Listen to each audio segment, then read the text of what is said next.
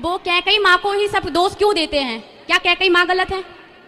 गलत तो नहीं है बेटा, पर फिर भी राम जी को वनवास भेजने में उन्हीं कहा अच्छा भले मंत्रा ने उनको भड़काया, तो जो राम जी को वनवास भेज दिया, दशरथ जी तड़पते रहे कि राम जी को वनवास ना भेजो, मैं मर जाऊंगा।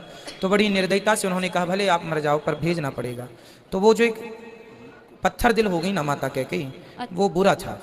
ठीक है, भले वो लीला थी, पर फिर भी अब इसका कोई उत्तर नहीं है।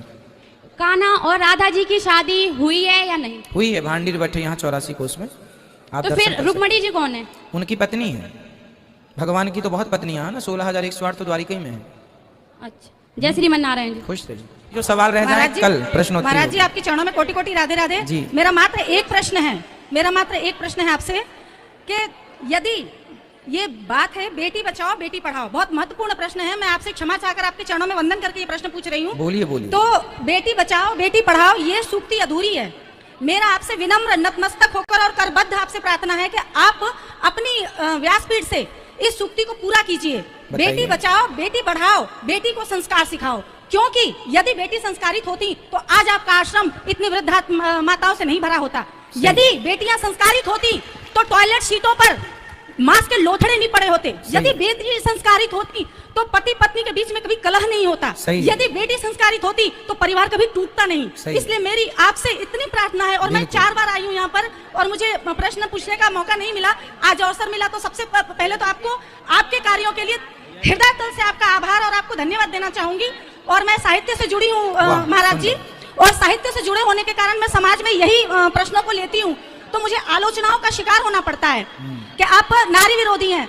यत्र नार्यत्य पूज्यन्ते रमन्ते तत्र देवता, लेकिन नारी को अपनी बुद्धि विवेक से काम करना चाहिए, तब वो पूज्यनीय है। बिल्कुल, नारी अपने विवेक से नहीं चलेगी तो एक नारी सीता है और एक नारी सूर्पणखा होती है। तो आज की नारी जो है बिल्कुल विपरीत चल रही है। सही है। और जब समय विपरीत हो जाता है उनके, तो वो दूसरों को दोष देती है। अब देखिए, लड़कियां जाके लव जिहाद किसी से भी प्यार कर लेती हैं, बाद में टुकड़े टुकड़े हो जाते हैं, जिम्मेदार कौन है?